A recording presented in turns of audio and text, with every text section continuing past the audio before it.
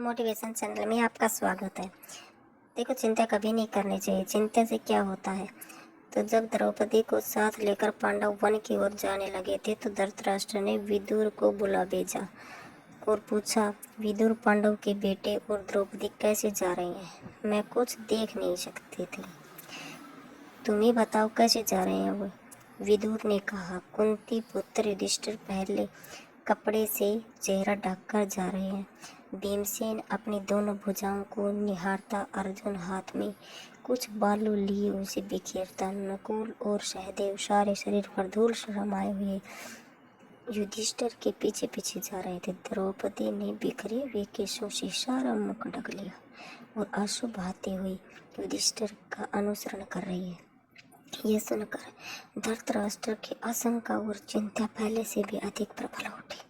विदुर बार युधिष्ठिर से आग्रह करते थे कि आप पांडवों के साथ संधि कर ले। विदुर अक्सर इसी भांति धृतराष्ट्र को उपदेश दिया करते थे।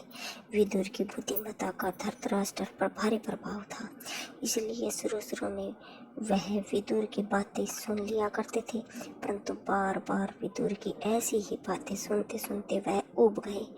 एक दिन विदुर ने फिर वही बात छेड़ी तो धृतराष्ट्र झुंझला कर बोले, विदुर, मुझे अब तुम्हारी सलाह की जरूरत नहीं है। अगर चाहो तो तुम भी पांडवों के पास चले जाओ।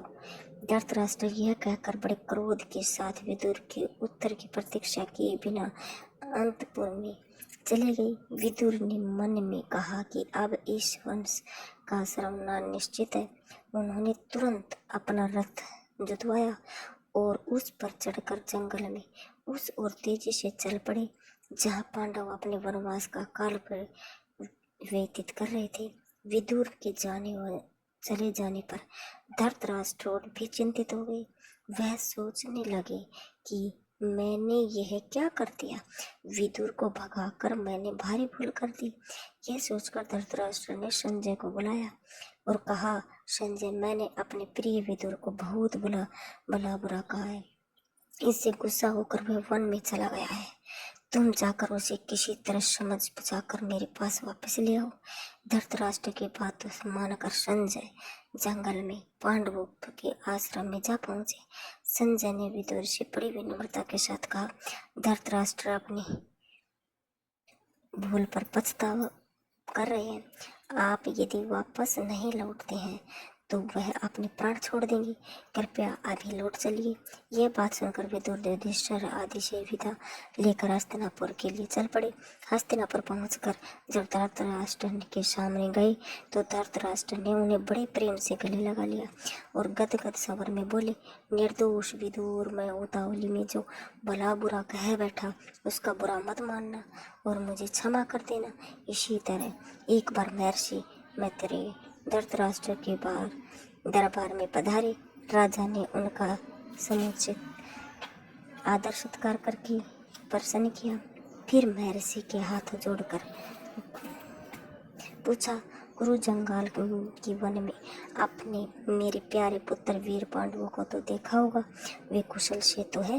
महर्षि मैत्रेय ने कहा, राजन, कम में वन में से युधिष्ठिर से मेरी भेंट हो गई थी। वन के दूसरे ऋषि मुनि भी उनके मिलने उनके आश्रम में आए थे। हस्तिनापुर में जो कुछ हुआ था उसका सारा हाल उसने मुझे बताया था। यही कारण है कि मैं उसको यहाँ आया हूँ। आपके और भीम के रहते मेरा ऐसा नहीं होना चाहिए था।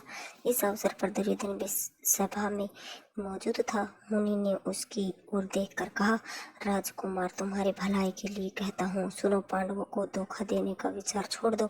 उसने वैर मोल न लो, उसके साथ संधि कर लो, इसी में तुम्हारी भलाई है। ऋषि ने यूं मीठी बातों में दुर्योधन को समझाया, पर जिद्दी व ना समझ दुर्योधन ने उसकी ओर देखा तक नहीं। वह कुछ बोला भी नहीं, बल्कि अपनी जांघ पर हाथ ठोकता और पैर को मारता रहा।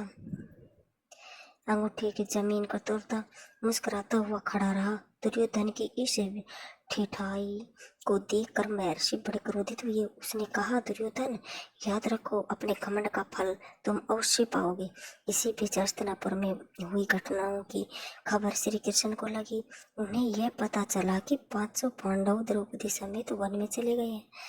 यह खबर पाते ही वह फौरन उस वन में चले पड़े जहाँ पांडव ठहरे हुए थे। श्री कृष्ण जब पांडवों से भेंट करने के लिए जाने लगे तो उसके साथ केकई भोज और वरिष्ठ जाति ने के नेता चेदिराज, धृतराष्ट्र आदि भी गए। इन लोगों के साथ पांडवों का बड़ा स्नेह संबंध था और वे उनकी बड़ी श्रद्धा से देखते थे। द्रौपदी श्री कृष्ण से मिली। श्री कृष्ण को देखते ही उसकी आंखों में अविरल अश्रुधार बह चली। बड़ी मुश्किल से वह बोली, इस तरह अपमानित होने के बाद मेरा जीना ही बेकार है। मेरा कोई नहीं रहा और आप भी मेरे न रहे।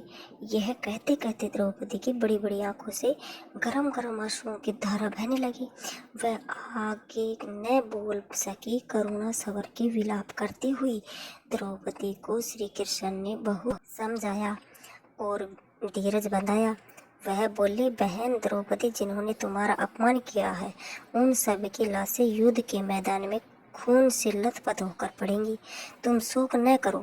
मैं वचन देता हूँ कि पांडवों की हर बार से सहायता नहीं करूँगा, हर प्रकार से सहायता करूँगा।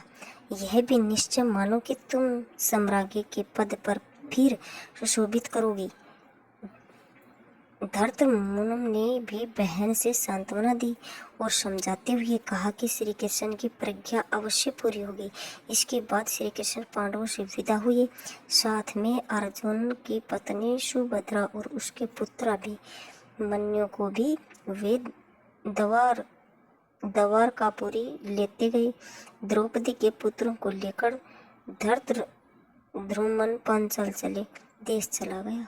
तो देखो, इसलिए गुस्सा कभी नहीं करना चाहिए, हमेशा चिंता भी नहीं करनी चाहिए। इसलिए शांत स्वभाव दिमाग से हल निकालना चाहिए। थैंक यू, धन्यवाद। लाइक और सब्सक्राइब जरूर करें।